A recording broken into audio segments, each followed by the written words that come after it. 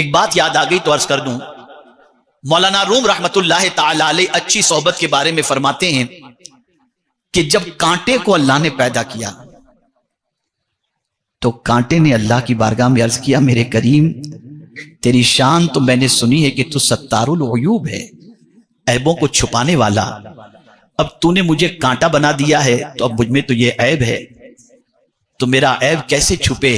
تو رب نے فرمایا غم نہ کر، تجھ پر میں پتیوں کو رکھ دوں گا تاکہ تیرا عیب چھپ جایا کرے۔ اندازہ لگائیں، پتیوں کی صحبت کی بنیاد پر کانٹوں کا عیب اللہ نے چھپا دیا۔ میرے پیارے آقا صلی اللہ علیہ وسلم کے پیارے دیوانوں، تو کبھی ایسا ہوتا ہے کہ انسان اچھوں کی صحبت میں رہ جائے تو اچھوں کی صحبت کی بنیاد پر اس کے اندر موجود عیبوں کو بھی اللہ عز و جل چھپا دیا کرتا۔ اب آئیے میں واقعہ آپ کو سناؤں۔ حضرت حاتم اصم رضی اللہ تعالی عنہ، انہوں نے حضرت شفیق بلخی رحمت اللہ تعالی علیہ کی صحبت میں 30 سال گزارے۔ 30 سال تک حضرت شفیق بلخی رحمت اللہ تعالی علیہ کی صحبت میں حضرت حاتم اصم نے گزارے۔ کون ہے حضرت شفیق بلخی علیہ رحمہ؟ یہ 100-200 سال کے پرانے بزرگ نہیں، امام اعظم کے شاگرد ہیں۔ آپ کا وصال 2 روایتیں، ایک روایت 156 سال کی ہے، ایک روایت 194 ہجری کی ہے۔ آپ سوچئے 1200-1250 سال پرانے بزرگ ہیں حضرت شفیق بلخی رحمت اللہ تعالی علیہ۔ ان کی صحبت میں حضرت حاتم اصم نے 30 سال گزارے۔ اب اصم کے معنی کیا ہوتا ہے؟ علماء تشریف فرمائیں، جو نہ سنتا ہو، بہرا ہو، اسے اصم کہتے ہیں۔ تو کیا حضرت حاتم کان سے سنتے نہیں تھے؟ سنتے تھے، لیکن یہ اصم لقب کیسے پڑھا؟ کیسے پڑھا جانتے ہیں آپ؟ ایک خاتون حضرت حاتم اصم کے پاس مسئلہ پوچھنے کے لیے آئی، اور مسئلہ پوچھنے سے پہلے اس کی ہوا خارج ہو گئی، اس لیے کہ ریح بولوں گا تو آپ سوچیں گے یہ کیا چیز ہوگی، تو ہوا خارج ہوئی، جس کی آواز آئی وہ شرمندہ ہوئی۔ تو حضرت حاتم اصم نے محسوس کیا کہ یہ خاتون شرمندہ ہو گئی ہے ہوا خارج ہونے کی بنیاد پر۔ پھر اس کے بعد اس نے سوال پوچھا، تو اس کی شرمندگی کو مٹانے اور اس عیب کو چھپانے کے لیے حضرت حاتم نے فرمایا ذرا زور سے بولو، ایسا کان پکڑ کے آپ نے فرمایا، تو اس کو اطمینان ہو گیا کہ میری ہوا خارج ہونے کو حضرت حاتم نے سنا نہیں ہے، اور اس کے بعد اس کے چہرے پر مسکراہٹ آ گئی۔ تب سے آپ کا نام حضرت حاتم اصم پڑ گیا۔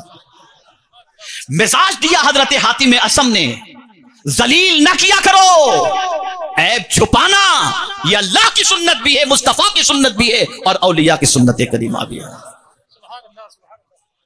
اور ایمان کے شعبوں میں سے یہ چیز ہے۔ من ستر مؤمنا فقد سترہ اللہ فی الدنیا والآخرہ، جس نے کسی مومن کے عیب کو چھپایا، اللہ دنیا اور آخرت میں اس کے عیب کو چھپائے گا۔ اس وجہ سے حضرت حاتم کا نام حاتم اصم پڑا، مشہور ہو گئے۔ اب سنیے، حضرت شفیق بلخی رحمت اللہ تعالی علیہ بہت بڑے بزرگ تھے، بہت بڑے بزرگ۔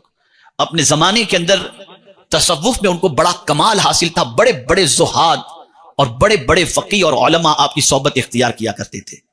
ایک دن حضرت حاتم اصم سے حضرت شفیق بلخی رحمت اللہ تعالی علیہ نے پوچھا، اے حاتم، تم نے 30 سال میری صحبت اختیار کی، بتاؤ 30 سال میں تم نے کیا سیکھا؟ تو حضرت حاتم اصم نے کہا کہ حضور 30 سال آپ کی صحبت میں رہ کر میں نے 8 چیزیں سیکھی۔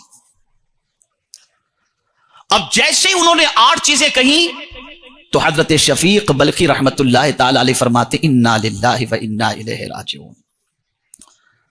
پھر حضرت حاتم اصم سے فرمایا، اچھا بتاؤ وہ 8 باتیں تم نے کیا سیکھی؟